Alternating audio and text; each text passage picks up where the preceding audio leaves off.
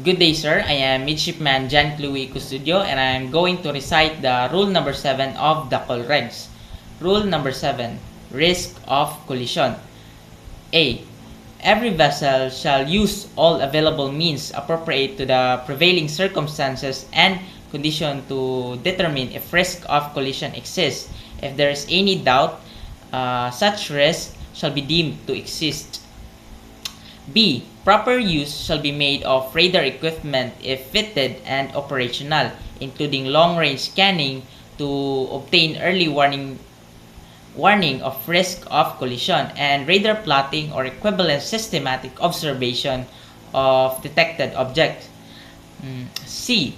Assumption shall not be made on the basis of scanty information, especially scanty radar information. D. In determining if risk of collision exists, the following consideration shall be among those taken into account.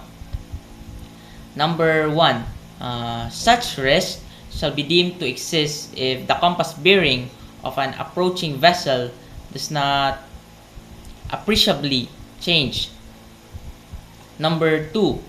Such risk may sometimes exist even when an appreciable bearing change is evident, particularly when approaching a very large vessel or a tow, or when approaching a vessel at a close range.